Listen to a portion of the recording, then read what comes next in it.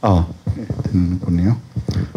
예, 안녕하십니까. 오늘은 제22차 미래노동개혁 포럼을 개최하는데요. 오늘 주제는 워라밸을 위한 가족 돌봄 제도의 쟁점과 과제라는 주제입니다. 사실 이제 우리나라가 저출산 고령화가 급속히 되면서 가족 제도도 여러 가지 형태로 변하는 와중에 있어서 또 가정 내에서의 그 일생활 규정, 워라밸 관련된 여러 가지 돌봄 제도들이 지원 제도로 운영이 되고 있는데, 어떻게 보면 시기적으로 2007년서부터 가족 돌봄 휴직 제도도 도입돼 있고 2019년도에 가족 돌봄 휴가와 또 가족 돌봄을 위한 근로시간 단축 제도, 이런 것들이 신설돼서 운영해 왔습니다. 근데 이제 지금 여전히 2025년 시점에 있어서도 이런 워라밸에 대한 지원 제도, 이런 것들이 충분히 잘 돼 있는가라는 부분들에 관련해서 선진국에서에 대한 그런 사례들도 한번 살펴볼 필요가 있는 것 같고, 또 현재 있어서 앞으로 우리들 그것과 관련된 개선 방안에 대한 논의들도 좀 필요한 것 같습니다. 그래서 오늘은 이쪽에 어떻게 보면 계속적으로 좀 연구해 오신 이은주 박사님을 모시고 시간을 갖도록 그렇게 하겠습니다. 안녕하세요. 저는 한국노동연구원 이은주라고 합니다. 오늘 저는 현행 고평법상 마련되어 있는 가족 돌봄 휴직, 휴가, 그리고 근로시간 단축과 같은 우리나라 가족 돌봄 지원 제도에 어떠한 한계점이 있는지 검토하고요. 또 해외 주요 국가에서는 가족 돌봄 지원 제도로 어떠한 제도가 시행되고 있는지 살펴보면서 향후 개선 과제를 제안하고자 합니다. 여성 근로자의 모성 보호를 위해 시작되었던 일가정 양립이 점차 범위가 확대되면서 오늘날 개인 근로자의 일생활 균형으로 그 개념이 확대되었고요. 현행법상 일생활 균형을 위한 법 제도는 크게 출산, 그리고 육아, 가족 돌봄, 이렇게 세 가지 카테고리에서 제도 보장이 이루어지고 있습니다. 일생활 균형을 지원하기 위한 제도 형태를 보면 보통 휴직, 그리고 휴가, 근로시간 단축, 이렇게 세 가지 형태로 이루어져 있는데, 오늘 살펴볼 가족 돌봄 지원 제도 또한 우리나라에서는 가족 돌봄 휴직, 휴가, 근로시간 단축, 이렇게 세 형태로 보장되고 있습니다. 가족 돌봄 휴직 제도가 2007년도에 가장 먼저 도입되었는데요. 휴직은 이제 그 특성상 긴급한 단기 사용이 어렵다는 한계가 있어서 이후 2019년에 가족 돌봄 휴가제도, 그리고 근로시간 단축제도, 이 두 가지가 도입되었고요. 이때 돌봄 대상인 가족 범위에 조부모와 손자녀가 추가되었습니다. 구체적인 제도 내용들은 제가 발제문에 정리한 그 표를 참고해 주시면 되고요. 이와 같이 가족 돌봄을 위한 제도로 휴직제도, 휴가제도, 그리고 근로시간 단축제도가 마련되어 있음에도 아직까지 이 세 제도들에 대한 사회적 인지도는 현저히 낮은 상황이고요. 비정규직이 정규직에 비해서, 그리고 사업장 규모가 작아질수록 제도 사용이 어려운 상황입니다. 즉 아직 가족 돌봄 지원 제도의 활용률이 굉장히 저조한 상황인데요. 이는 현행법상 제도가 갖는 한계점에 기인하기도 합니다. 우리나라 가족돌봄 지원 제도가 갖는 한계점을 크게 저는 세 가지로 정리를 해보았습니다. 우선 돌봄 대상인 가족의 범위가 너무 제한되어 있습니다. 현행법상 우리나라 가족돌봄 지원 제도의 그 돌봄 대상 가족의 범위를 살펴보면 조부모, 부모, 배우자, 배우자의 부모, 자녀 또는 손자녀입니다. 여기서 조부모 그리고 손자녀는 아까 말씀드린 바와 같이 2019년도 고평법 개정 당시에 추가되면서 가족의 범위가 좀 확대된 바는 있지만 여전히 법률론과 혈연관계에 기반한 전통적인 가족의 개념에 머물러 있다는 한계가 있습니다. 조사에 따르면 부부와 자녀로만 이루어진 2세대 가구, 그리고 부부와 미혼자녀와 양친 등 소위 우리가 대가족이라고 불렀던 3개 이상의 세대로 이루어진 3세대 이상 가구 비율이 점차 감소되고 있는 반면에 부부와 같이 동일 세대로만 이루어진 가구를 칭하는 1세대 가구 비율은 과거에 비해서 최근에 대폭 상승하고 있고요. 앞으로도 계속 늘어날 전망입니다. 1인 가구와 마찬가지로 비친족 가구도 이미 우리나라는 빠르게 증가하고 있어서 다양한 가구 구성을 보이고 있고요.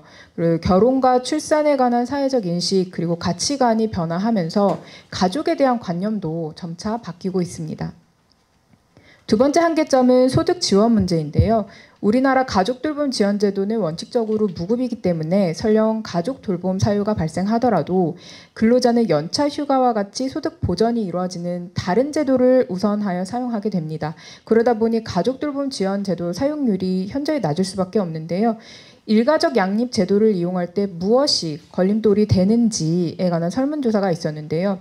실질 소득 감소로 인한 경제적 어려움이 가장 많은 선택을 받았었습니다. 이를 보더라도 소득 보전 여부가 제도 사용에 큰 영향을 미친다는 것을 알 수 있습니다. 마지막으로 제도 사용 보장과 관련된 문제입니다.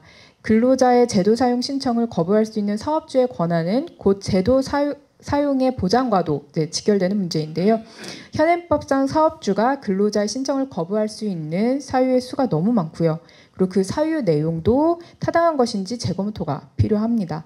가족 돌봄 사유에 장애가 포함되어 있지 않은 점도 그렇고 이뿐만 아니라 다양한 입법적으로 개선이 필요한 부분들이 있습니다. 그렇다면 주요 해외 국가에서는 일생활 균형을 위해서 어떠한 형태의 가족 돌봄 지원 제도를 시행하고 있는지, 특히 가족 형태 다양화에 대해서 어떻게 대응하고 있는지 간단히 살펴보도록 하겠습니다. 우선 일본입니다. 일본은 가족 돌봄 지원 제도로 개호 휴업, 그리고 가족 돌봄 휴가, 근로시간 제한 조치를 시행하고 있는데요. 우리와 돌봄 대상 가족의 범위가 동일한 상황입니다. 동일하지만 보장 그리고 제도 유연성 측면에서는 차이가 좀 있습니다. 일본은 돌봄 휴업 시에 소득의 67%인 휴업수당을 고용보험에서 지급하고 있고요. 제도 유연성과 관련해서는 돌봄 휴업이 최대 93일 기간 내 최대 3회까지 분할 사용이 가능하고 돌봄 휴가는 시간 단위로 사용할 수 있도록 최근 21년도에 개정이 이루어진 바 있습니다. 뿐만 아니라 최근에도 일본은 법 개정을 통해서 자녀 양육이나 가족 돌봄이 필요한 상황에서 텔레워크 등을 선택할 수 있는 유연근무 방안을 확대하고 있는 추세입니다. 다음으로 스웨덴입니다. 스웨덴은 가족 돌봄 지원 제도로 가까운 친직 그리고 가족에 대한 돌봄 휴가, 그리고 돌봄을 위한 근로시간 단축, 긴급한 사유로도 사용할 수 있는 돌봄 휴가가 마련되어 있습니다. 스웨덴 가족 돌봄 지원 제도의 가장 큰 특징은 돌봄 대상인 가족의 범위가 넓다는 점인데요. 가족 구성원뿐만 아니라 친지, 이웃 등 가까운 관계까지 포함하고 있어서 제도 사용의 유연성을 높이고 있습니다. 또한 돌봄 휴가 시 평균 급여의 약 80%의 소득 보장이 이루어지고 있고요. 스웨덴 제도의 또 다른 특징으로는 제도의 유연한 사용을 보장하고 있다는 점인데 가족 돌봄을 위한 휴가를 사용하면서 근로시간 단축 또한 탄력 근무 신청이 가능하고요. 이 경우에는 근로시간에 비례해서 수당이 지급되는 시스템입니다. 이와 함께 스웨덴은 가족 돌봄 지원 제도를 사용한 근로자에 대해서 발생할 수 있는 불이익, 처우 보호가 조치가 두텁게 이루어지고 있다는 점이 또 다른 특징이기도 합니다. 다음으로 네덜란드 제도를 살펴보겠습니다. 네덜란드는 가족 돌봄 지원 제도로 돌봄뿐만 아니라 개인 사정으로 긴급하게 업무 중단이 필요한 경우에 사용할 수 있는 긴급 휴가. 특이한 점은 이 긴급 휴가는 법에서 최대 기간을 정하고 있지 않습니다. 그리고 돌봄을 위한 단기 휴가, 그리고 장기 휴직을 마련하고 있는데 시간제 근로가 잘 발달한 국가답게 네덜란드에서는 휴가와 휴직 기간을 주당 근로시간에 비례해서 보장하고 있습니다. 네덜란드도 돌봄 대상 가족의 범위가 넓은 편인데요. 법률론뿐만 아니라 사실혼 관계, 그리고 지자체에 등록한 파트너, 실제 동거 중인 자, 가족이 아니라도 사회적 관계로 같은 세대에 거주하는 자와 같은 이웃도 포함하고 있습니다. 소득 보전 지원의 경우에 긴급 휴가는 사용자가 급여를 지급해야 하고요. 단기 돌봄 휴가는 공단에서 평균 1일 급여의 70%를 휴가 수당으로 지급합니다. 장기 돌봄 휴직은 원칙적으로 무급 제도인데요. 단체 협약의 정함에 따라서 유급인 경우도 있고요. 또 무엇보다도 휴직 사용으로 근로자의 소득이 감소하면 소득과 연동되어 지급되는 자녀 돌봄 수당이 좀 더 지급된다고 합니다. 네덜란드는 유연근무 제도 또한 잘 보장하고 있는데 법에 따르면 최소 26주 이상 근무한 근로자는 근로시간 그리고 근무 장소 등을 선택할 수 있습니다. 마지막으로 독일 제도를 살펴보겠습니다. 독일은 가족 돌봄 지원 제도가 비교적 다양하게 마련되어 있습니다. 최대 10일의 긴급 단기 휴가 그리고 최대 15일의 자녀 병가가 있고요. 휴직 제도로는 최대 3개월의 임종 전 돌봄 휴직 그리고 최대 6개월의 가족 돌봄 휴직이 있습니다. 근로시간 단축 제도로는 최대 24개월의 장기간 가족 돌봄을 위한 단축 근로가 있는데요. 독일은 돌봄 대상 가족의 범위가 스웨덴과 네덜란드에 비해서 넓지는 않습니다. 그래도 며느리뿐만 아니라 사위, 시청의 파트너로 등록된 자, 사실혼 등도 포함하고 있고요. 소득 지원은 긴급 단기 휴가와 자녀 병가에는 휴가 수당이 지급되지만 돌봄 휴직이나 단축 근무 같은 경우에는 원칙적으로는 무급입니다. 다만 이 경우에 발생되는 소득 감소에 대응하기 위해서 무이자 대출을 신청할 수 있도록 대체 지원 제도를 마련하고 있다는 것이 특징인데요. 이에 대해서는 최근 독일 내에서도 무이자 대출이 아니라 소득 대체를 위한 수당 도입이 필요하다는 요청이 제기되고 있는 상황입니다. 지금까지 살펴본 주요 국가의 가족 돌봄 지원 제도를 바탕으로 앞서 말씀드린 우리나라 현행법상 가족 돌봄 지원 제도의 한계점과 관련해서 제도적 실효성을 높이기 위한 개선 과제를 제안을 하면서 오늘 발표를 마무리하도록 하겠습니다. 우선 돌봄 대상 가족 범위의 확대입니다. 아까 설명드렸다시피 우리나라 가족 구성이 다양화되고 있고요. 가족에 대한 관념도 점차 변화하고 있다는 점을 고려해서 가족 돌봄 대상이 되는 가족의 범위를 좀 더 확대할 필요가 있습니다. 저는 개인적으로 스웨덴과 네덜란드와 같이 사회적 관계를 맺고 있는 자와 같은 관계도 돌봄의 대상으로 인정해야 된다고 생각을 하는데요. 이러한 변화에 점진적인 또 단계가 필요하다면 현재 유럽연합 지침에서 정하고 있는 기준을 참고해서 동일한 세대에 사는 자인 동거인까지는 우선적으로 범위를 확대시켜야 한다고 생각합니다. 적용 범위 확대는 곧 제도의 접근성을 높이는 데에도 중요한 부분입니다. 두 번째로 유연한 제도 사용 보장입니다. 아까 살펴보았듯이 일본은 법을 개정을 해서 21년도부터 돌봄 휴가를 시간 단위로 사용할 수 있도록 보장하고 있고요. 네덜란드는 근로자에게 주당 근로 시간을 비례해서 돌봄 휴가 그리고 휴직 기간을 보장하고 있고 많은 국가가 돌봄 휴가 휴직 제도와 근로시간 단축 제도를 병행해서 사용할 수 있도록 보장하고 있습니다. 현행 제도와 같이 하루 단위가 아닌 시간 단위로 휴가 사용을 가능케 하거나 제도 간 연계가 가능할 수 있도록 해서 다양한 선택지를 만든다면 제도의 실효성이 높아질 것이라 생각합니다. 다음으로 사업주가 근로자의 신청을 거부할 수 있는 사유를 축소해야 하는데요. 발제문에 정리해 놓은 표를 보시면 독일과 스웨덴은 다 가족 돌봄 휴가의 사업주의 거부 사유를 거의 정하고 있지 않고요. 네덜란드도 매우 부득이한 사유로만 한정하고 있습니다. 일본 또한 제한적으로 정하고 있고 그리고 돌봄 휴가의 거부 사유에 근로자의 6개월 미만 근속 기간을 삭제할 예정입니다. 가족 돌봄 지원 제도가 가진 의미를 생각한다면 사업주가 거부권을 행사할 수 있는 권리의 범위를 좀 더 엄격히 판단해야 할 필요가 있습니다. 네 번째로 제재 조치 및 불이익 구제 신청 방안 마련인데요.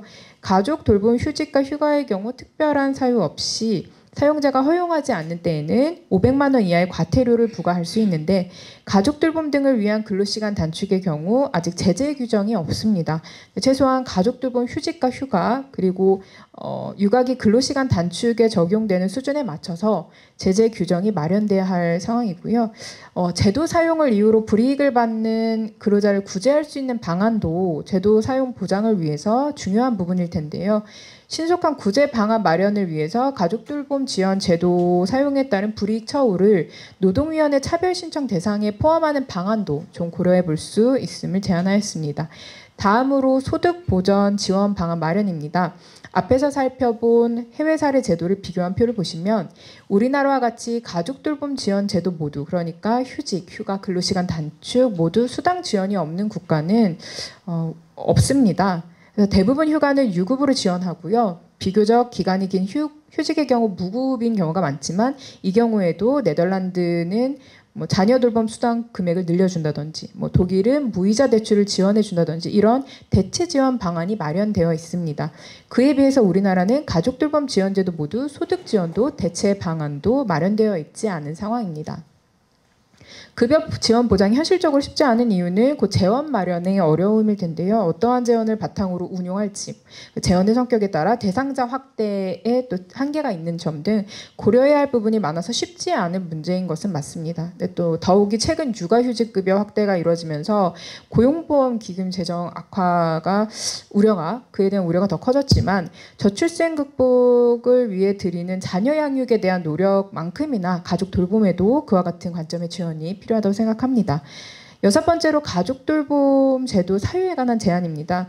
가족돌봄 휴가와 다르게 가족돌봄 휴직과 근로시간 단축의 경우에는 자녀의 양육이 사유에 포함되어 있지 않습니다. 육아휴직과 육아기 근로시간 단축을 고려한 것으로 보이지만 해당 제도는 자녀의 연령과 사용 시기가 제한되어 있기 때문에 자녀의 양육을 휴직과 근로시간 단축 사유에 추가한다면 좀 더 제도 활용 범위를 넓힐 수 있을 것이라 생각합니다. 또한 가족 돌봄 지원 제도 사유에 아직 가족의 장애가 포함되어 있지 않는데요. 현실적인 필요성 및 해외 사례를 참고해서 장애를 사유에 포함하는 것을 고려할 필요가 있다고 생각합니다. 마지막으로 예외적인 사유에 따른 기간 연장 필요입니다. 한부모 가족의 부 또는 모는 두 사람이 돌봄을 수행하는 가족에 비해서 돌봄 부담이 더 크다는 것은 사실 모두 공감하는 사실일 것입니다. 그럼에도 현행법상 감염병의 확산 등 대규모 재난이 발생하는 경우에만 기간 연장이 가능하도록 정해져 있는데요. 최근 고병법 개정으로 육아휴직의 경우에는 한부모 가족 또는 장애아동의 모 또는 부에게 기간 연장이 가능하게 된 것처럼 마찬가지로 가족돌봄 지원 제도 또한 돌봄의 책임이 더 커지는 사유에는 기간 연장을 해주는 정책적 배려가 필요할 것입니다. 결론 부분에 저는 이제 가족돌봄 지원 제도가 필요에 따라 잘 활용될 수 있도록 중소기업 사업장에 대한 지원 방안이 강화되어야 함을, 그리고 자영업자, 특수형태 근로종사자 등 사각지대 해소를 위한 방안이 필요하다고 이제 정리를 하였는데요. 이와 함께 이제 강조하고 싶은 부분은 현재 자녀 육아를 위한 지원 제도는 저출생 대책과 함께 그 내용이 강화되고 있지만 가족돌봄 지원 제도는 그렇지 못하고 있습니다. 그래서 이 자녀 양육 제도와 지원 제도와 이 가족돌봄 지원 제도가 보장 내용의 그 수준 차이가 지금 큰 상황인데요. 자녀 돌봄 제도든 가족 돌봄을 위한 지원 제도든 일생활 균형의 정책 중 돌봄을 수행하는 시간을 보장한다는 측면에서 두 제도 모두 중시해야 할 필요가 있습니다. 그래서 오늘 말씀드렸듯이 대상 범위를 확대하고 유연한 사용을 가능케 하는 등 제도적인 개선이 좀 이뤄진다면 가족 돌봄 지원 제도든 지원 제도도 자녀의 양육을 위한 부담을 줄이는 대안으로서 그 역할을 할 수 있을 것이라 생각합니다. 자녀 양육을 위한 새로운 정책을 마련하고 또 그에 대한 수당 지원을 마련하는 것도, 그러한 노력도 굉장히 중요하지만 이미 마련된 제도들을 최대한 활용할 수 있도록 제도를 개편을 하고 그 제도에 수당을 지원하는 방안도 시간을 단축하는 더욱 효율적인 방안이 될 수 있음을 말씀드립니다. 이상으로 오늘 발표를 마치도록 하겠습니다. 감사합니다. 예, 안녕하세요. 저는 건국대학교 건강고령사회연구원의 이윤진 교수라고 합니다. 최근에 저출산 고령화 연구를 다 이제 종합을 해서 수행을 하고 있고요. 일가정 양립과 관련해서는 전 예전에 이제 보육 정책부터 시작해서 영유아 관련 돌봄, 초등 돌봄, 그다음 최근엔 노인 돌봄까지 이제 다양한 돌봄 정책들 연구하고 있습니다. 발제문 굉장히 그러니까 꼼꼼하게 또 성실하게 정리를 잘 해주셔가지고 저도 공부가 굉장히 많이 됐고요. 일단 이게 보고서를 좀 요약한 느낌이에요. 예, 그러니까 연구 논문은 아닌 것 같고, 그래서 관련된 내용에 대해서 서로 토론하는 시간이 됐으면 좋겠습니다. 일단 여러 가지 우리나라의 가족돌봄 지원 제도, 해외 사례 이런 것들을 비교를 해주시면서 우리나라에서 어떠한 점이 부족하고 향후에 선진국의 제도들을 벤치마킹 할 수 있는지에 대해서 주된 고민을 하게 된 것이 발제문의 특징이라고 할 수 있는데요. 맨날 그러니까 이런 연구라든지 현실을 바라볼 때 저는 그 생각을 해봅니다. 그러니까 법과 현실과의 괴리인데요. 우리가 이제 법적으로 이거를 어떠한 문제점이 법 조항에서 있고 어떻게 개선해야 될 것이고 이런 것들은 현실의 요구라는 것이 정책적으로 제도적으로 안착이 될 때 변화를 이끌어낼 수 있다는 점에서 이러한 법제도가 어떤 식으로 현실에서 작동을 하고 있고 무엇이 부족한지에 대해서 고민을 해보게 됩니다. 아까 발제자분께서도 말씀해 주셨다시피 기업의 규모라든지 직종이라든지 지역에 따라서 그다음에 성별에 따라서 해당 제도를 유연하게 이용할 수 있는 집단이 있고요. 그렇지 않은 집단이 있는데 결국은 비정규직 근로자 같은 경우에는 50% 이상이 차지하는 그런 정규직 비정규직을 굳이 이제 개인적으로는 저는 구분해야 되는 시대는 이미 지났다고 생각을 하는데요. 이걸 차치하고서라도 현재 노동시장 이중 구조가 발생해 있는 현실의 시점에서는 돌봄이라는 기본적인 윤리적인 가치까지가 근로 형태나 고용 형태에 따라 가지고 차별적인 상황에 있다라는 것은 주지의 사실이고, 이것을 어떻게 제도적으로 법적으로 개선할지는 정말 이거는 장기적으로 우리가 계속 고민하고 또 해야 될 문제라고 생각을 합니다. 결국은 이러한 고용 구조라든지 근로 형태가 기본적인 돌봄에 있어가지고 불평등으로 나타난다고 하면은 계층화된 돌봄 지원, 그러니까 제도나 정책이 법률이 존재한다고 하더라도 현실에서 제대로 작동하지 않음으로 인해 가지고 거기에서 이제 불평등이 일어날 수밖에 없는 그런 시점이기 때문에, 그럼 과연 이렇다고 하면 이 제도가 실효성이 어느 정도 범위까지 있느냐를 고민을 해봐야 된다고 생각을 합니다.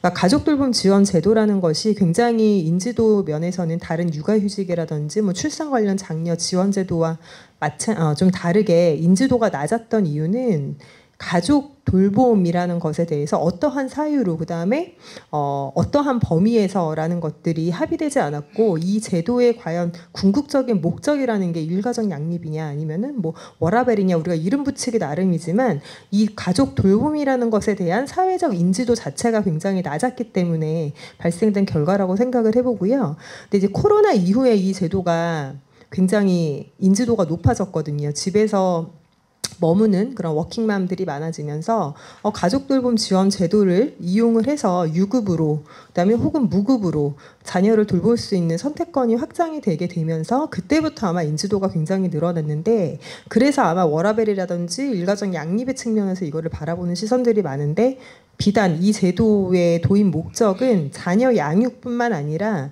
노령이라든지 장애라든지 여러 가족들, 함께 가족의 범위 문제는 또 약간 또 다른 이야기인데, 본인이 생활을 함께 하고 있는 그런 공동체적 의미에서 내가 돌볼 누군가가 있다고 할 때 근로자가 마음 놓고 쓸 수 있는 그런 제도라는 목적을 상기해 봤을 때, 과연 우리가 법에서 제대로 된 궁극적인 목적을 현실에서 실행하고 있느냐, 그리고 어느 정도 사회적 합의가 이루어졌느냐의 문제를 이제 논의할 상황이라고 생각을 합니다.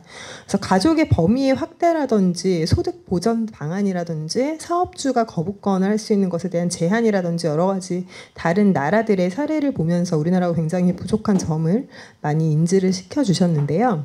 결국은 그러니까 첫 번째 가족의 범위 확대라는 거는 뭐 좀 진부한 이야기일 수는 있지만, 동거인을 포함한다는 것은 사실혼에 대한 인정 범위를 어디까지 볼 것인가, 뭐 경제적 공동체, 생활 공동체의 범위를 우리가 어디까지 인정할 것인가에 대한 너무 원론적인 이야기이기 때문에 이거를 쉽게 이 제도에서 어떻게 바꾼다거나, 이거는 저는 단기간적으로는 우리가 논의할 수 있지만 쉽지 않을 거라고 생각을 하고, 대신에 내가 돌보는 사람에 대한 범위, 그러니까 함께 생활하면서 아까 미국의 콜로라도주 사례를 언급을 하셨는데, 어느 정도까지 내가 돌보는 거에 대한 윤리적 의무감이 있느냐에 대한 어떻게 보면 조금 철학적인 논의일 수 있지만, 1인 가구의 증가라든지 독거노인, 그다음에 1인 청년 가구, 청년들 고독사도 굉장히 많거든요.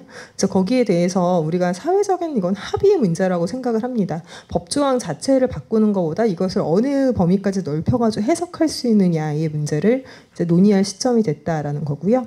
소득보정 방안 같은 경우에는 여기에 대한 재정 지원을 어떠한 전달 체계에서 이거를 운영할 것이냐의 문제인데요. 결국은 고용보험 체계 내에서 어떻게 이거를 포섭을 할 것이고, 그렇다고 하면은 고용보험 적용 범위 대상 외에 있는 사람들을 어느 정도까지 포섭할 것인지, 사회보장 체제 전반에 관한 문제이기 때문에 단순하게 이거는 뭐 소득보전을 유급으로 바꿔야 된다, 아니다, 뭐 이렇게 해는 논의로만으로는 불가능할 것이라고 생각을 하고, 여러 가지 그런 사회보험 도입 방안에 대해서 논의가 되고 있는데, 여기서 또 이제 그 고민이 되는 것 같아요. 이 제도를 저출산의 극복 요인으로 바라봐야 할 것인가, 아니면 일가정 양립 혹은 가족에 대한 그런 전반적인 윤리적인 돌봄 차원에서 이거를 바라봐야 할 것인가에 대한 논의가 전제되지 않고서는 이거는 사회적 합의를 이루기가 굉장히 힘들다라는 생각입니다.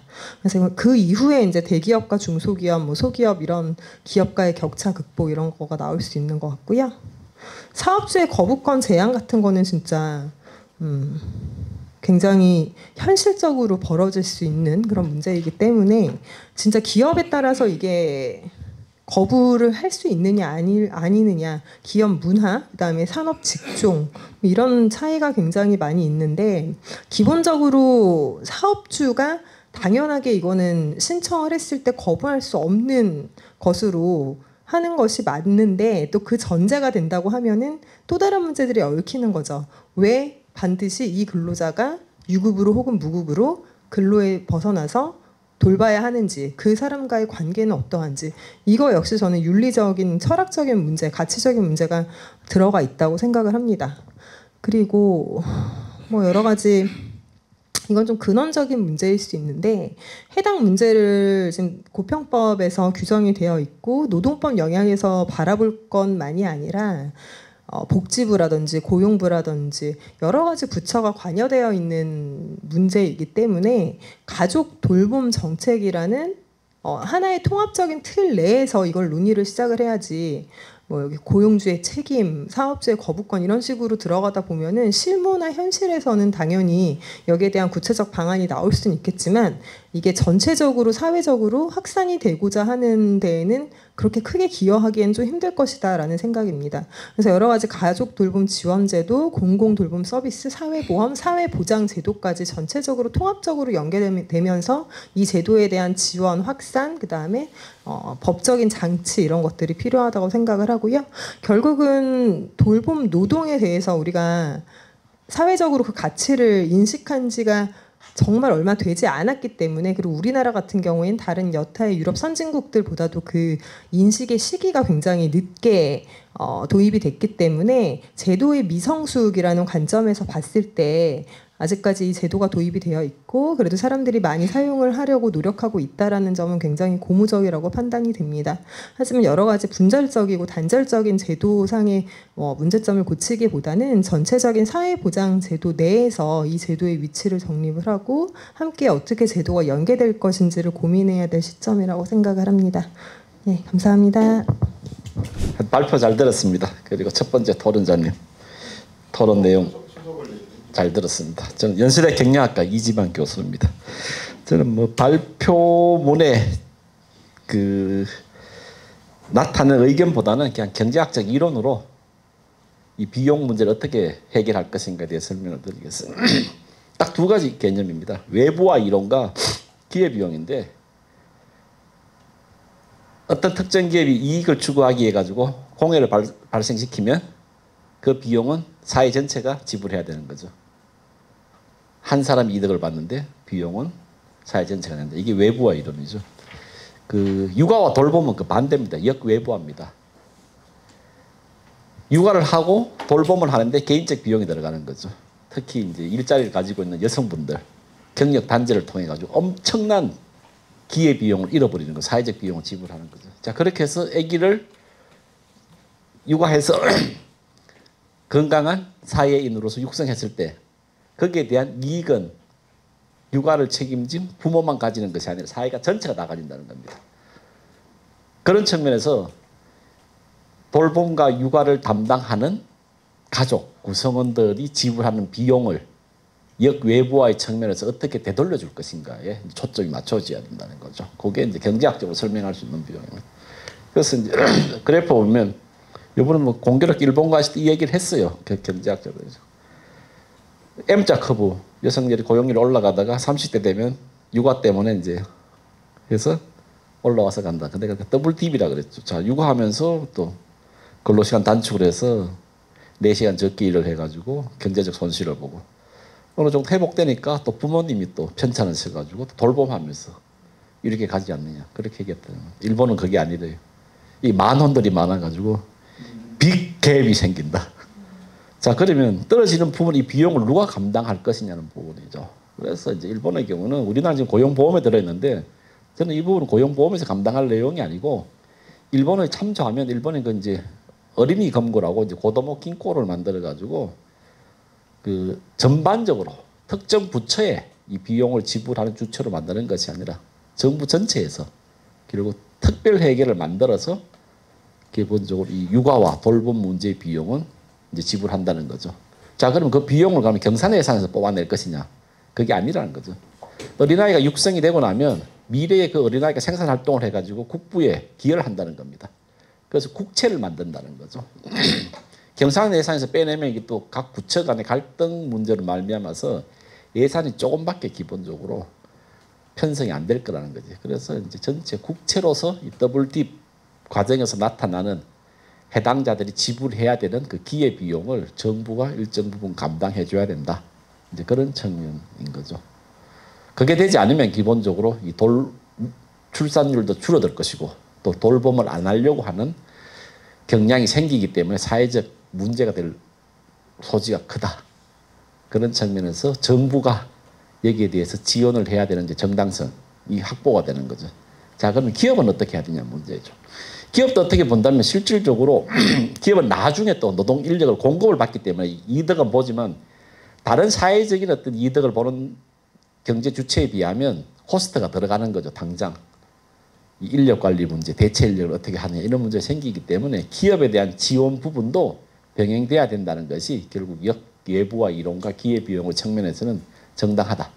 그러면 결과적으로 국채로서 발급된 이 재원을 해당 당사자, 돌봄을 하는 주체, 육아를 하는 주체, 그리고 그 주체들이 몸담고 있는 기업에 어떻게 지원해 줄 것인가. 거기에 이제 고민을 해야 된다. 이게 이제 경제학적으로 설명하는 부분입니다. 그리고 뭐 유연화된 근로시간 이런 유연화된 뭐 요즘 일본에서 일하는 방식은 당연히 도입돼야 되는 거죠. 그렇지 않고 획일적으로 했을 때는 기본적으로 워낙에 가정마다 특성이 다 다르기 때문에 획일적인 정책은 불가능하다. 그런 측면으로 말씀드리고 싶습니다. 그래서 이 부분은 결국 외부와 이론을 말해서 나중에 생기는 이득을 사회가 공유하기 때문에 그 부분은 이제 국채를 발행해서 미래에 갚아가는 형태로서 하는 것이 바람직하다. 맨 마지막 처벌보다는 이건 어떠신가요? 아니 뭐 처벌 얘기가 좀 들어있기 때문에 당연히 권고로 가야죠. 처벌하면 이 비용을 문제가 달려있기 때문에 처벌을 피하려고 한다고 본다면 아예 여기 주체가 될 만한 근로자들 채용을 안 해요. 여성 인력을 오히려 꺼린다든지 이런 경향이 생기기 때문에 이 권고로 가야지만 기본적으로 노동시장에서는 원활하게 여성 인력도 뽑는다는 거죠. 그 아이슬란드가 지금 남녀 불평등이 가장 적은 나라거든요. 전 세계적으로 이제 젠더 이퀄리티가 많은데 거기를 보시면 이게 확실히 나오고 있어요. 처벌은 안 하고 똑같이 문화적인 혁명, 문화적인 어떤 그 변화로서 이걸 추구해야 되는 거지.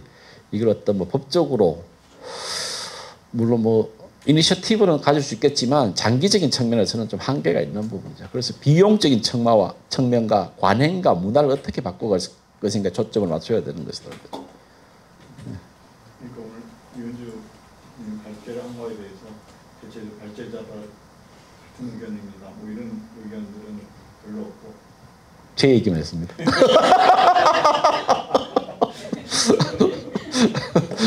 네, 이상입니다. 네, 방금 이승길 교수님께서도 말씀 주셨듯이 굉장히 생산적이고 또 좋은 도움이 되는 말씀을 주셔서 정말 감사드립니다.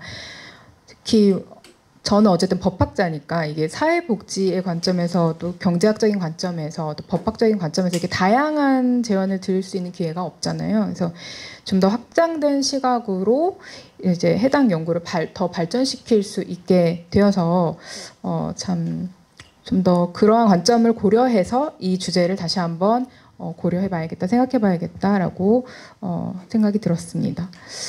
우선 먼저 토론해주신 이윤진 교수님께서 주신 말씀 중에 개인적으로 굉장히 인상 깊었던 부분이 이제 이 제도 개선에 있어서 가족 돌봄을 윤리적 차원 관점에서 이 개선을 접근할 것인지 아니면 저출생 극복을 위한 방안의 차원의 관점으로 이제 바라볼 것인지 이제 그 부분을 말씀을 주셨는데 사실 이 부분이 먼저 확정되어야 그 이후에 예를 들어 재원 마련에 있어서도 그럼 어떠한 재원을 가지고 이 제도 운영이 이루어질지 그러니까 이런 하나하나 디테일적인 부분이 결국 달라지는 문제이기 때문에 어떠한 관점에서 접근해야 할 것인가는 사실 선제적인 문제로 우리가 결정을 해야 된다고 굉장히 공감합니다.